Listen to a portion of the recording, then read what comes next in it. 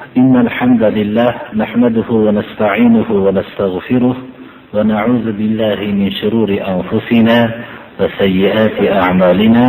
من يهده الله فلا مضل له ومن يضلل فلا هادي له. وأشهد أن لا إله إلا الله وحده لا شريك له وأشهد أن محمدا عبده ورسوله. أما بعد، السلام عليكم ورحمة الله وبركاته. أعوذ بالله من الشيطان الرجيم. إن الله لا يغفر أن يشرك به ويغفر ما دون ذلك لمن يشاء ومن يشرك بالله فقد ضل ضلالا بعيدا. ولو أشركوا، وقال تعالى: ولو أشركوا لحبط عنهم ما كانوا يعملون.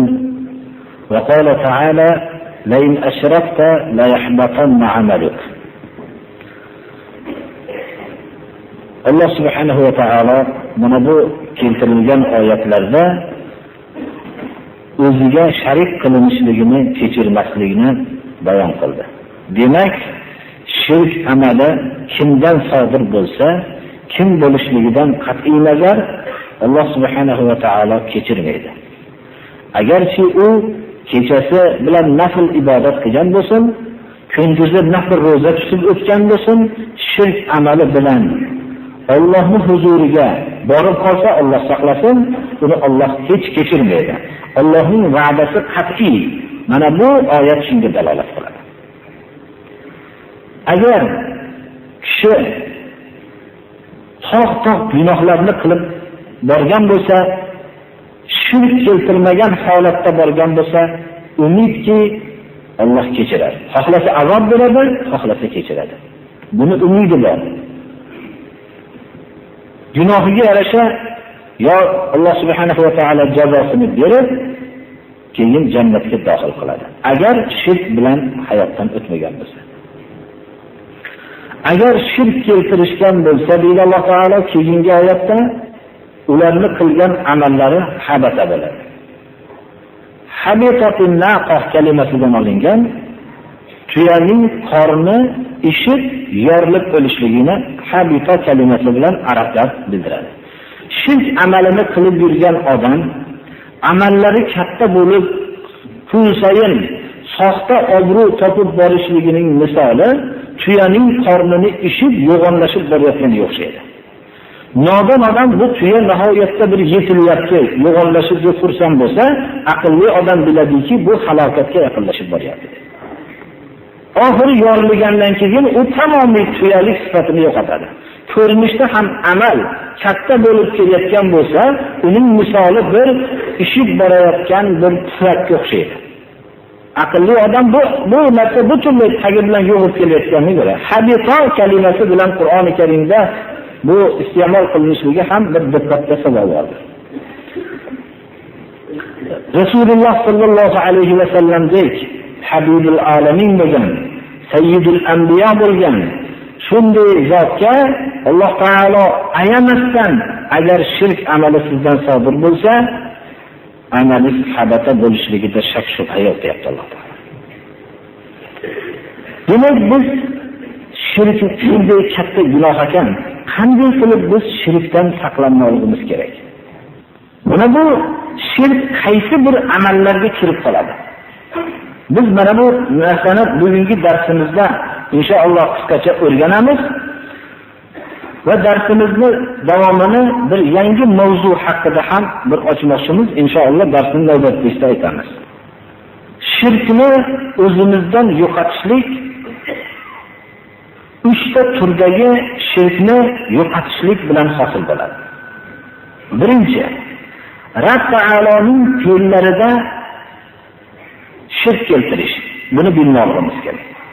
Rabb taoloning fe'llaridagi shirk nimadan iborat?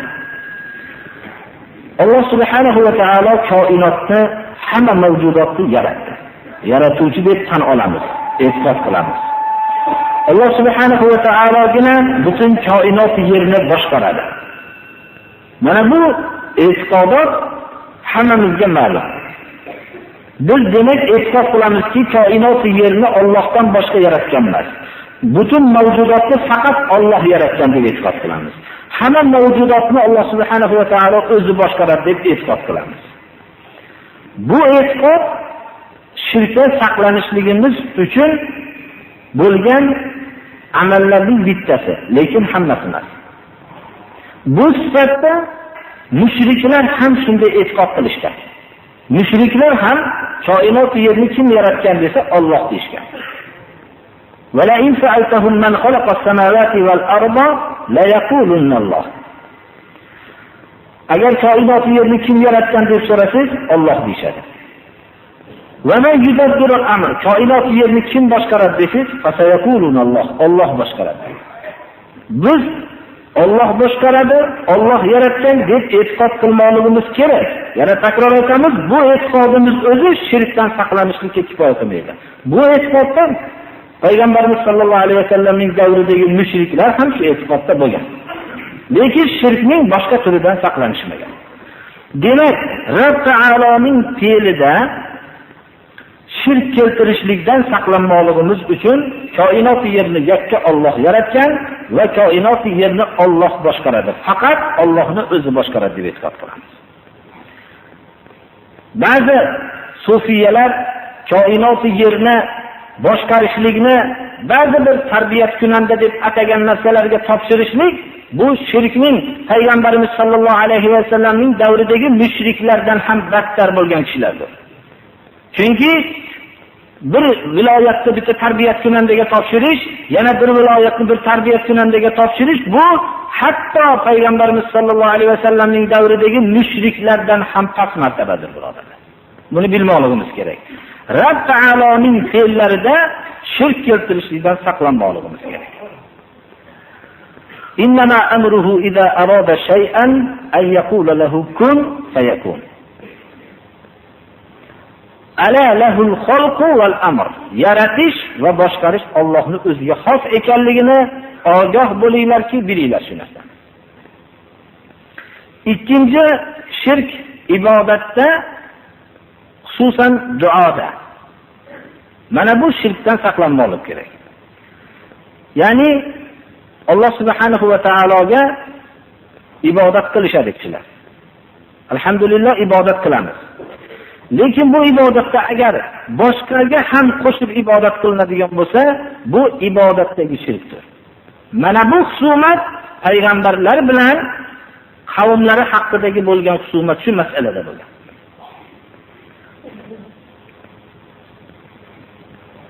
Biz duo kalimasini alohida aytganligimiz, duo ibodatdir. Ad-duo mukhul ibada, yoki Imom Tirmiziy rivoyatlarida ad-duo huval ibada. Duo haqiqiy ibodatdir. Agar duoni Allohga qilsak, ibodatni Allohgagina qilgan bo'lamiz. Agar Allohga ham qilib, ba'zi vaqtlarda boshqaga ham duo qilib sig'insak, bu narsa ibodatdagi shirk bo'ladi. Bu shirk payg'ambarlar ogohlantirgan shirk mana shudir. Shun bilan inson mushrik bo'ladi agar duoni va nazr ibodat, tavakkul ibodat, isti'onat yordam so'rash ibodat, istig'osa boshiga musibat tushganda faryod chekib yordam so'rash ibodat va biror bir hayvonni so'yib ibodat qilish, mana bu narsalarni agar Allohning o'zigagina qilinsa, ibodatni Allohning o'ziga qilingan bo'ladi. Boshqa narsaga ham qo'shib, masalan, har xil joylarga nazr qilsa, bu ibodatdagi shirkdir. Ba'zi kishilarga, yana darslarimizda takror aytgandek, hozir ham takror aytamiz, bu siz Allohdan boshqaga duo qilyapsiz desa, men ibodat qilayotganim yo'q, duo qilyapman deydi. Duo ibodatning ayni o'zidir. Ba'zi kishilarga esa siz bu nazringizni Allohga qilmayapsiz desa, men nazr qilyapman, ibodat qilayotganim yo'q deydi. Nazr bu ibodatning ma'nosi nima deb savol qilamiz. Savob talab qilinadigan va Alloh rozi bo'ladigan amallar ibodatdir. So'z va amallarni o'z ichiga oladi. Agar biz shu qurbonligimizni Allohga qilsak, ibodatni Allohga qilgan bo'lamiz, boshqa narsalarga qilsak, ibodatni boshqa narsaga qilgan bo'lamiz. Man nazara li g'ayrillah fa alayhi la'natulloh. Kim Allohdan boshqaga nazar qilsa, Allohning la'nati olsin dedilar. Man zabaha li g'ayrillah fa alayhi la'natulloh. Kim Allohdan boshqaga so'ygan bo'lsa, Allohning la'nati bo'lsin unga dedilar. Demak, bu amallarni biz aytib o'tdik. Ba'zi bir kishilarga biz Allohga ibodat qilayotganimiz yo'q. Bu sig'inayotgan narsalarni o'zimiz bilan Allohning o'rtasida vosita deb bilamiz degan so'zni aytishadi. Mana shu shirkning ayni o'zidir. Qur'oni Karimda ular o'zlarining shirklarini to'g'ri amal deb bildirishlik uchun ma na'buduhum illa liqarribuna ilallohi zulfa. Biz Allohga bir qisman yaqin qilishlik uchun ibodat qilamiz, xolos. Alloh deb ibodat qilmaymiz deyshadi. Shuning uchun mushrik bo'lishdi. Vosita qilishlik ayni shirkdir. Shuni yaxshi bilmoqligimiz kerak. Ibodatdagi shirklardan bittasi hukmda Allohga boshqalarni sharik qilish. Ya'ni bashar hukmi, inson tarafidan bo'lgan hukmni Allohning hukmiga barobar ko'rishlik ayni shirkdir. Alloh subhanahu va taolo lahul hukm val amr. Ala lahul hukm. Hukm Allohning o'ziga xosdir. وَمَنْ لَمْ يَحْكُمْ بِمَا أَنزَلَ اللَّهُ فَأُولَئِكَ هُمُ الْكَافِرُونَ فَأُولَئِكَ هُمُ الظَّالِمُونَ فَأُولَئِكَ هُمُ الْفَاسِقُونَ. Hukm bu qabul qilish ibodatdir. Hukmga taslim bo'lish ibodatdir va ayni iymondir. Agar bu hukm Allohning hukmi bo'lsa, ibodatni Allohga qilish, agar bu hukm insonning hukmi bo'lsa, ibodatni insonga qilishdir. Bu shirkdir. Alloh subhanahu va taolo buni hech qachon kechirmaydi. Mana bu narsani bilmoqligimiz kerak. Na'udzu billah, Qur'onning hukmi endi hozirgi zamonga to'g'ri kelmay qoldi degan bo'lsa, unda iymondan bo'yon qolmaydi. Uchinchi shirk sifatlardagi shirk. Mana bu narsa ham ko'p mushrik bo'lishgan shirkdir. Sifatlardagi shirk nima? Allohning mahluqotidan ba'zilarini Allohga xos bo'lgan sifatlarning ba'zisi bilan sifatlab qo'yishlikdir. Ya'ni ba'zi sifatlar borki, Allohning o'ziga xos. Bu sifatlarni bandada ham topiladi deb e'tiqod qilishlik, ba'zi ulug' kishilarda topiladi deyishlik shirkdir. Masalan, g'aybni bilishlik Alloh subhanahu va taoloning o'ziga xosdir.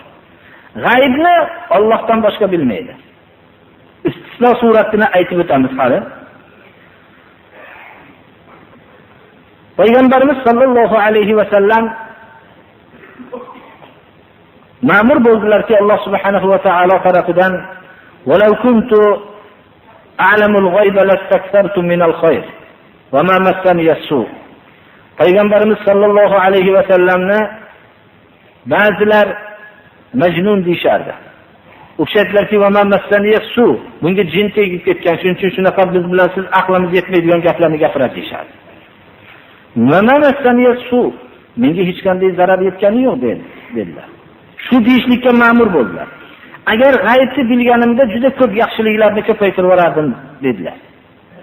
G'aybni bilgan odam yaxshiliklarni juda ko'paytirib yuboradi. Payg'ambarimiz sollallohu alayhi vasallam men g'aybni bilmayman, g'aybni bilganimda ko'p yaxshiliklarni qilardim men, ko'paytirib yuborardim dedilar. Va indahu mafatihul g'ayb. G'ayb xazinalari Alloh subhanahu va taoloning huzuridadir. Inna Alloha indahu ilmus sa'a va yunazzilul g'ayb va ya'lamu ma fil arham va ma tadri nafsun madha taksibu ghadan va ma tadri nafsun bi ayyi ardin tamut. Alloh subhanahu va taolo 5 ta g'aybni sanab, qiyomatni bilish, yomg'irlarni tushirish va bachadondagi bolalarni bilish. Shunda to'xtalib o'tamiz. Bachadondagi bolani bilishlik, o'g'il qizini boshqami bu narsa emas. U narsani o'g'il qizlik belgisi bo'lgandan keyin u narsani bilishlik oddiy jihozlar ham bilaveradi, birodarlar. Misoli shunga o'xshaydiki, devorda orqasida bitta aniq bir odam gapirib turgan bo'lsa, uning tovushi erkak yoki ayolligi aniq bilinadi. Devorda bu yerda turgan odam, men devorda nariyaga qaramasdan turib buni o'g'il qizligini ajratib beraman deyishdan boshqa faxrlanishmas. Qani bu devorning orqasida misol qilaylik, tovush chiqmasdan shuni bir narsaga bekitib qo'yilgan vaqtida bilsin uni tovushi chiqib, men erkakman deyotgandek yoki men ayolman deyotganini bildim deb faxrlangandan boshqa narsa emas bu. U aytgo'yoki o'g'il qizlik belgisi bo'lgandagi uni bilishlik bilan faxrlanishlikdan uyalish kerak. Ana bu g'aybni biz xullas ular bilan munozara qilib o'tirmaymiz. G'aybni Alloh subhanahu va taolo o'zi biladi. Va ertaga nima qilishligini Alloh subhanahu va taolo o'zi biladi. Qayerda inson o'lishligini ham Alloh o'zi biladi. Ertaga nima qilishligini bilaman men degan odam ertaga qiladigan narsalarni yozsin. Va ertaga qilmoqchi bo'lgan narsalarni yozib, ertaga qilgan narsalarni yozib yursin, ikkovini solishtirsin. Mashriq bilan mag'ribcha farq qiladi. Agarki ertaga qilmoqchi bo'lgan ishlarga harakat qilsa ham shunga o'xshataman dedi. Hayotda mana ko'rib turibsizki, ertaga to'lqilaman degan odam ertaga dadasini kuzatyapti. Hayotni ko'rib turibmiz birodarlar. Bunaqa narsalar bu birlamchi haqiqat. Ertaga nima qilishligini inson bilolmaydi va qayerda o'lishligini inson bilolmaydi. Xullas biz g'aybni bilish sifati Alloh subhanahu va taologa xos deymiz. Lekin biz istisno qilgan o'rinda, Qur'oni Karim istisno qilgan o'rinda biz ham istisno qilib aytamizki, alimul g'aybi fala yuzhiru ala g'aybihi ahadan illa man irtado min rasul. G'aybni biluvchi Alloh subhanahu va taolodir. O'zining g'aybini birovga ko'rsatmaydi. Magar o'zi ixtiyor qilgan rasulga ko'rsatadi. Rasul Alloh subhanahu va taolo tarafidan kitob nozil bo'lgan zot. Mana bu zotga ba'zi bir g'ayblarni bildirishligi mumkin. O'zi ixtiyor qilgan. Rasullarning ichida o'zi ixtiyor qilgan boshqa odam bo'lmaydi, faqat rasul bo'lishligi shart. Chunki bayon berdi men rasulin deyiladi. Biror bir kishi payg'ambar bo'lmagan kishini g'aybni Alloh bunga bildirgan desa, mushrik bo'ladi. G'aybni mabodo Alloh bildirsa, rasul payg'ambarga ba'zi g'ayblarni bildirishi mumkin. Masalan, aytaylik, Rum bilan Fors jang qilgan vaqtda qaysi Rumni Fors g'alaba qilishligini Alloh subhanahu va taolo Rasululloh sallallohu alayhi vasallamga bildirdi. Alif lam mim g'ulibatir rum fi adna al-ardi wa hum min ba'di ghalabihim sayaghlibuna fi bid'i sinin. Rum mag'lub bo'ladi. Yerining bir qismida mag'lub bo'lib, bir necha yildan keyin fi bid'i sinin Forsga g'olib bo'ladi degan oyat nozil bo'ldi. Hamma mushriklar mana endi Muhammad endi yolg'onchi bo'ladi dedi. Chunki Fors hukmdorligini hech kim yeng bo'ladi degan o'ylamasdi. Fors eng dunyodagi zo'r hukmdorlik, ikkita hukmdorlikning bittasi edi. Nihoyat darajada quvvatli edi. Buni yengib bo'lishligini hech kim aql olmasdi, xuddi Shiyuiyaning yo'qib ketishligini hech kim aql olmagandek.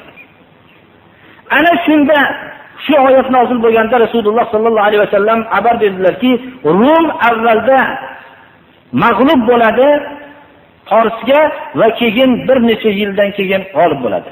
Bid'idib 3 bilan 10 ning o'rtasidagi adadni aytiladi. 1 bilan 10 o'rtasidagi. Shunda hamma Abu Bakr radhiyallohu anhu ga endi mana birodaring endi yolg'onchi bo'ladi deyishdi. Deganda nima uchun degan shunday xabarda aytishganda Umayya ibn Xalab mushriklarning kattasi bu kishiga aytdilarki, hatto garov o'ynadilar. Aytdilarki, bid'i sinin albatta bu Allohning xabari, bu sobit dedilar. Ya'ni Qur'oni Karimda nozil bo'ldi. Rasululloh sollallohu alayhi vasallam xabar berdilar.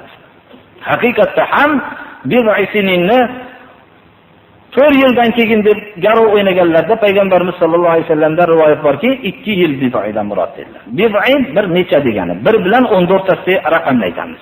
2 yil ekanligini payg'ambarimiz sollallohu alayhi vasallamdan eshitdilarda, 4 yilni 2 yilga dedi. Ular 4 yilga bo'lsa ham rozi bo'lgandi. 2 yilda Rum g'olib bo'ldi.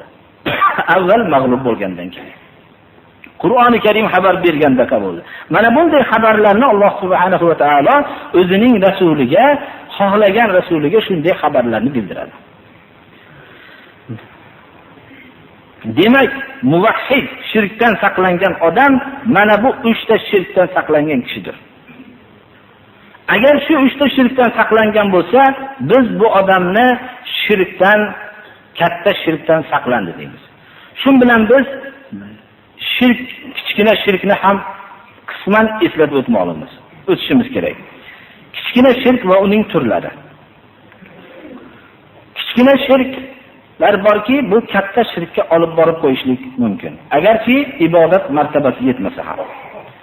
Buni kichkina shirk amallarni qilgan odam islom safidan chiqib ketmaydi. Lekin gunoh kabiralarni qilgan bo'ladi.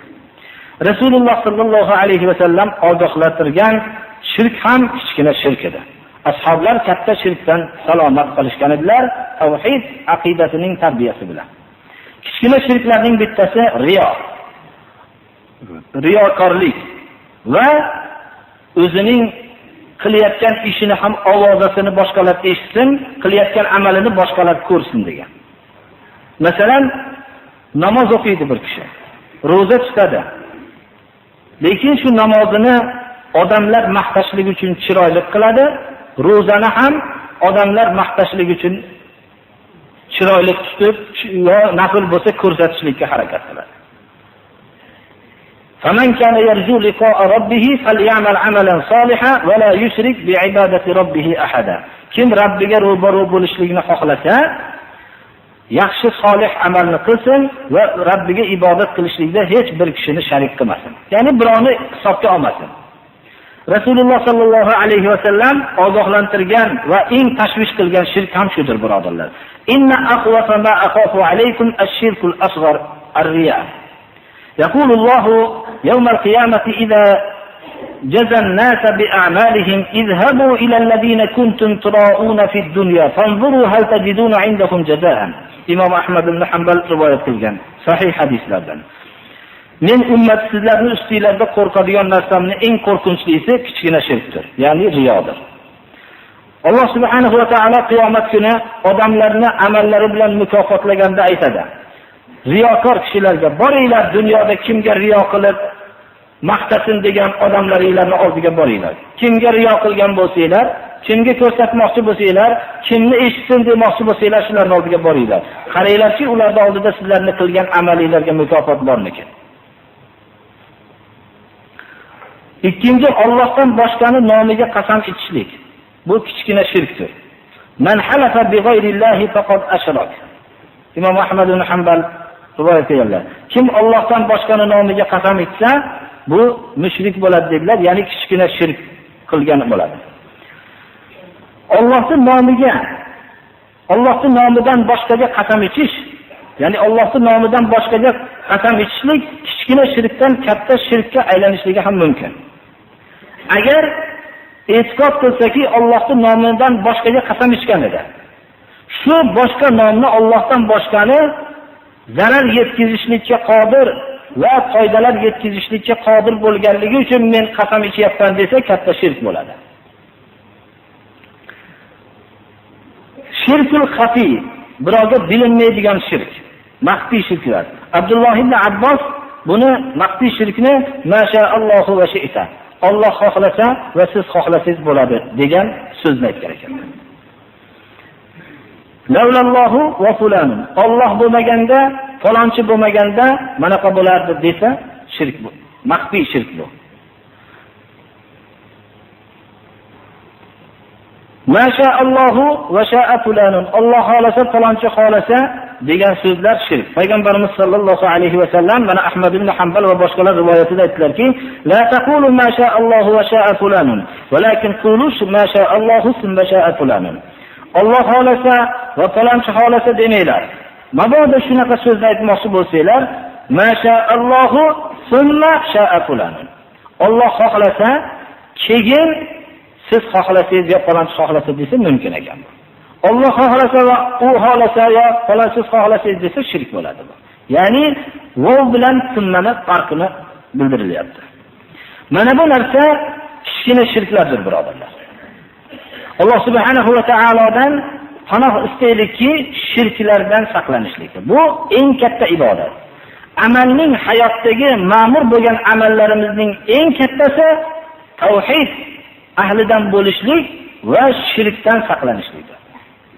Buyurilgan narsaning eng kattasi tavhid va qaytarilgan narsaning eng kattasi shirkdir, birodarlar. Mana bu narsa esimizdan chiqmasligi kerak. Darsimizda mavzusiga bir narsa qo'shmoqchimanki, Rasululloh sallallohu alayhi va sallamning ashablarining fazilatlari haqida har bir darsda shu qo'shib sizlar bilan birga o'rganishlikni o'zimga shuni munosib ko'rdim. Birinchidan, sahobalarning fazilatlarini o'rganishligimiz ularga ergashishligimizga sabab bo'lsa, ikkinchidan ba'zi bir islomdan begona bo'lgan, islomni da'vo qilgan bir firqalar borki, u sahobalarning so'kishlik bilan ham topilmaydi. Abu Bakr radhiyallohu anhu xususan Umar ibn al-Hattobni so'kishlikdan tortinmaydigan, islomdan begona bo'lgan firqalar bor. Shuning uchun ham bu narsani hozir o'rganishligimiz hammamizga bir zaruriydir. Rasululloh sallallohu alayhi va sallam ashablari haqida nima deganlar? Sahih rivoyatlar asosida shu darsni inshaalloh bugun boshlaymiz. Rivoyatlar ba'zilariga to'xtalib o'tamiz, vaqtni yutishligimiz uchun oxirgi roviyni zikr qilib aytamiz.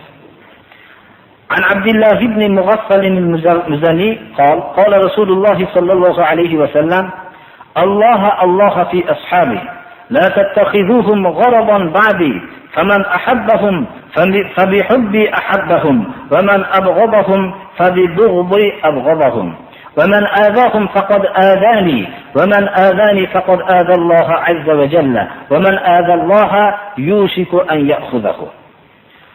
Allohdan qo'rqinglar ashablarim haqida. Meni ashablarimni dedilar Rasululloh sallallohu alayhi va sallam nishona qilib olmanglar. Ya'ni u tarafga qarab so'zinglarni otadigan nishona qilmanglar. Kim meni ashablarimni yaxshi ko'rsa, men uni yaxshi ko'rganligim sababli ashablarimni yaxshi ko'ribdi. Ya'ni ashablarimni yaxshi ko'rganlik sifati men uni yaxshi ko'rganligimga dalolat qiladi degan ekan. Kim ashablarimni yomon ko'rsa, men uni yomon ko'rganligimga dalolat qiladi. Kim ashablarga ozor bersa, menga ozor beribdi. Kim menga ozor bersa, Alloh azza va jallaga ozor beribdi. Allohga ozor bergan odamni Alloh jazolashligi yaqindir. Rasululloh sallallohu alayhi va sallamdan ashab ikromlar haqida juda ko'p shunday rivoyat qilingan hadislar bor. Abu Sa'id radhiyallohu anhu dan rivoyat qilinadiki, Rasululloh sallallohu alayhi va sallam aytdilarki, la tasubbu ashabi فوالذي نفسي بيده لو أن أحدكم أنفق مثل أحد ذهبا ما أدرك مد أحدهم ولا نصيفه. Ashablarimni so'kmanglar. Ruhim qo'lida bo'lgan zotga qasam ichib aytamanki, agar sizlarning bittalaringlar Uhud tog'icha tilloni infoq qilib ihson qilsa, ularning ashablarim sarf qilgan bir mud, ya'ni bir muddat yo yarim mud miqdoridagi bo'lgan, ya'ni 2 kilo yoki 1 kilo miqdordagi sarf qilgancha barobar bo'la olmaydi dedilar. Uhud tog'icha oltinni sarf qilgan bo'lsa, ba'zilar buni bug'doy deyishadilar. 2 kilo bug'doy yoki 1 kilo bug'doyni sarf qilguncha savobni ola olmaydi dedilar.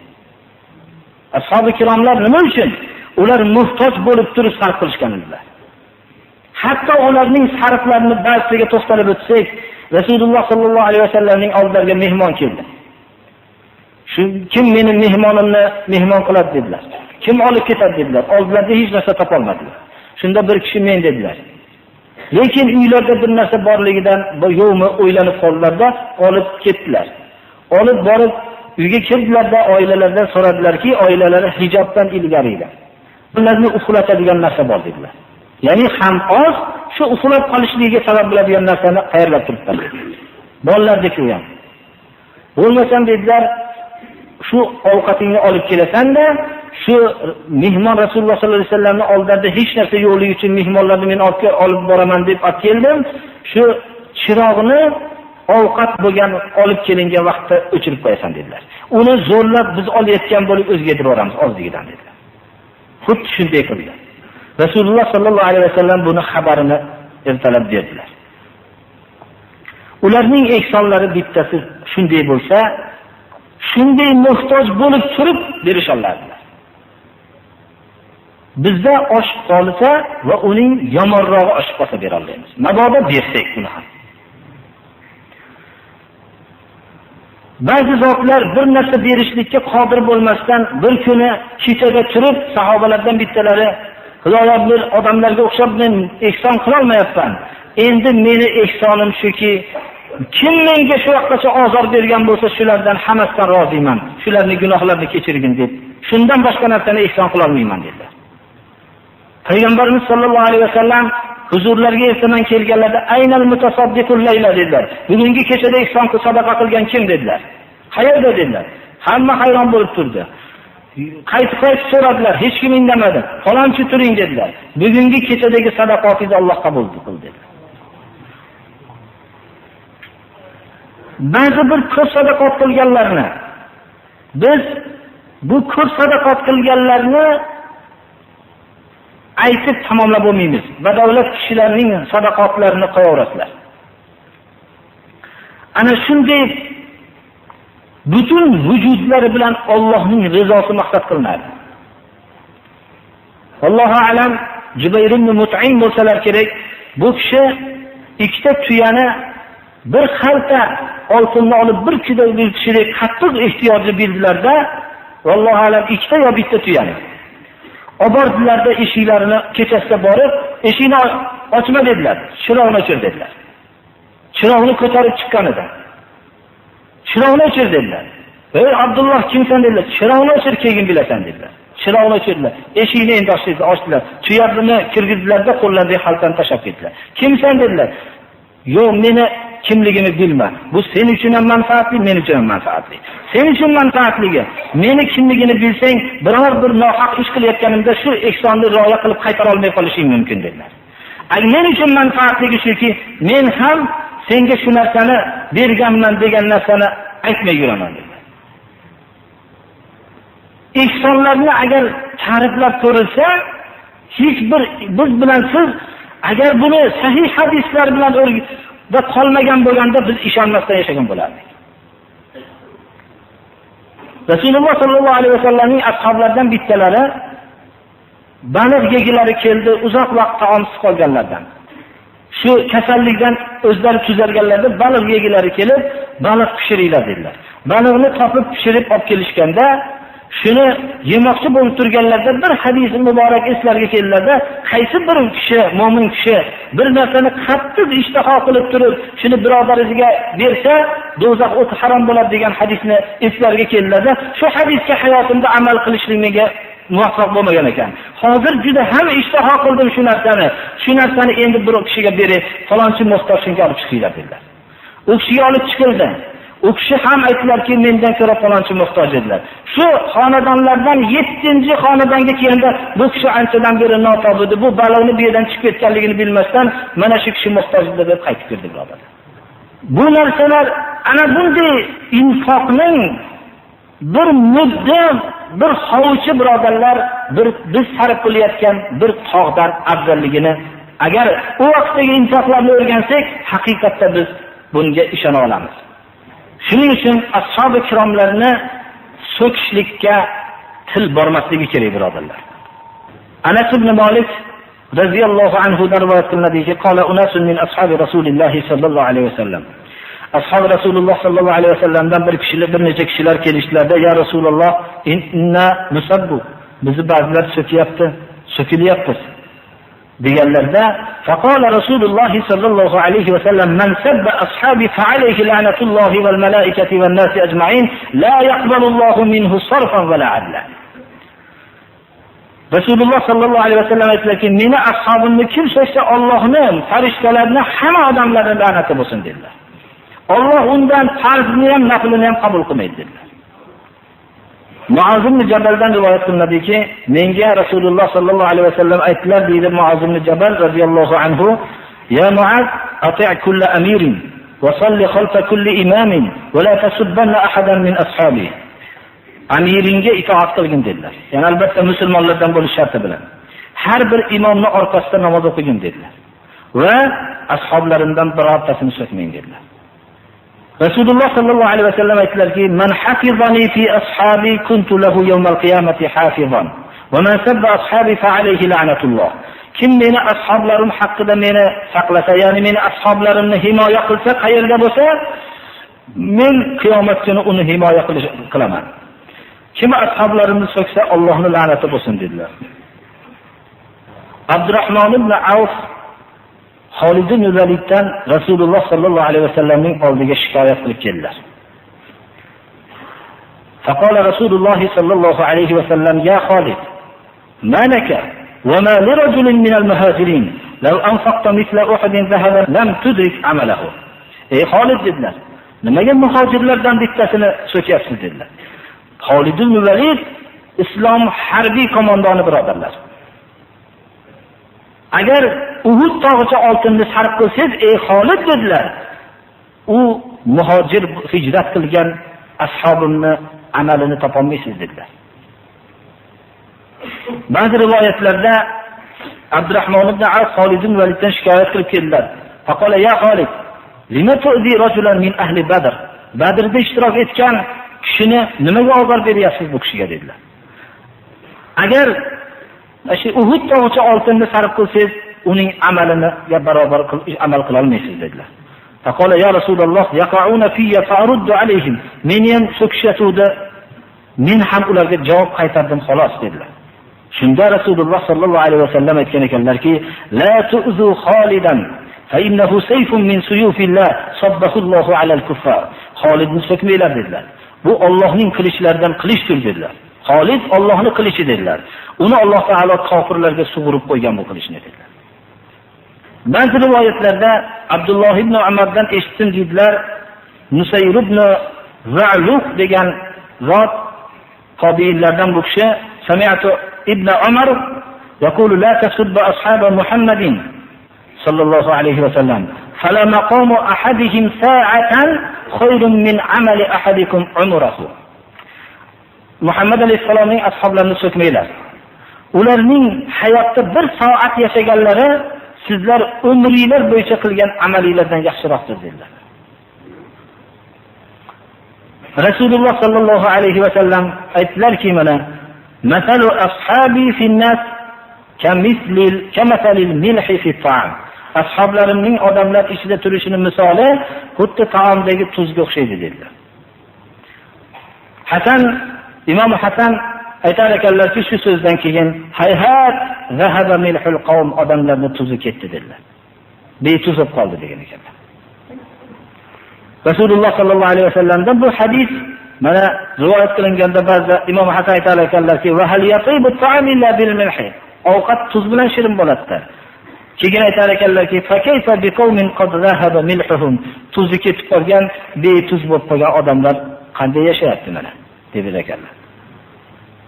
Rasululloh sallallohu alayhi va sallam minbarda turganlarida inna rijli ala tir'atin min tira'il jannah aw tira'il hawd va anna 'abdan khayyarahu Allah an ya'isha fi dunya ma ahabba ya'kulu minha ma ahabba wa bayna liqa'i Allah 'azza wa jalla wa anna al-'abda ikhtara liqa'a Allah. قال فبكى أبو بكر وهو قريب من المنبر حتى قال شيخ من الأنصار ما يبكي هذا؟ إن كان رسول الله ذكر رجلا من بني إسرائيل أو رجلا من الناس. قال وعرف أبو بكر أن رسول الله صلى الله عليه وسلم إنما عنى نفسه فلما ذهبت عبرته فقال بأبي أنت وأمي بل نفديك بآبائنا وأنفسنا.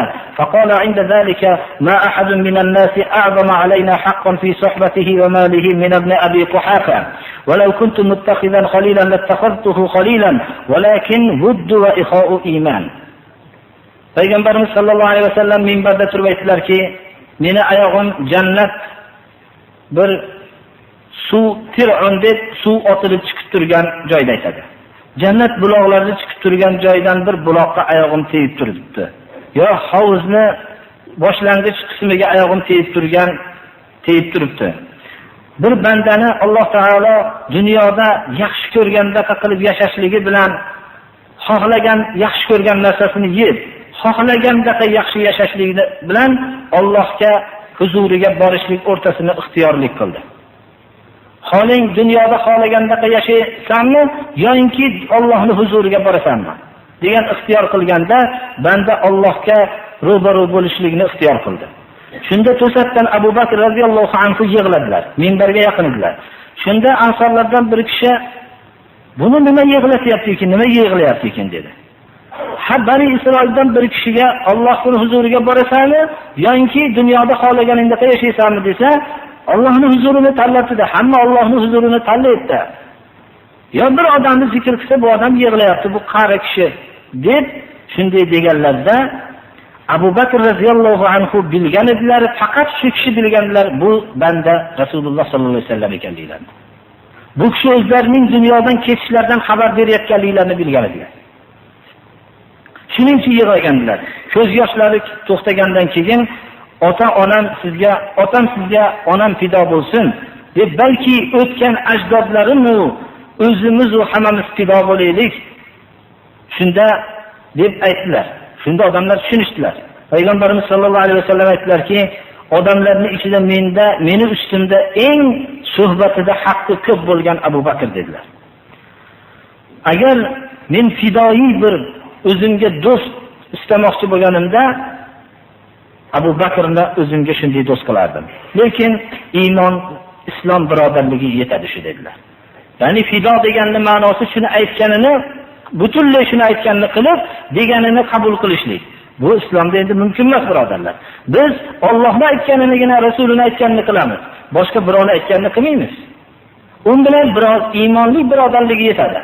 Chunki iymonli birodarlik to'g'ri bo'lsa yordam beramiz, noto'g'ri bo'lsa uni qaytaramiz. Mana bu iymonli birodarlik. Halil bo'lsa butunlay berilib ketishlik. Nabiy sallallohu alayhi va sallam hijrat qilganlarda, mana hammamizga hijrat ma'lum, u kishi bilan birga Abu Bakr radhiyallohu anhu bordilar. Savr g'ori tarafga qarab yo'l olishdilar. Shunda Abu Bakr radhiyallohu anhu dam orqada yuradilar, dam oldida yuradilar. Va shuni Nabiy sallallohu alayhi va sallam sababini so'raganlarda, "Ya Rasululloh, orqa tarafdan bir hujum kelib qoladi deb xayolimga kelsa orqaga o'tib olaman. Agar oldi tarafdan qo'rqishdan hujumni xayoli kelib qolsa oldi tarafiga o'tib olaman. Shuning uchun shunday holatdaman."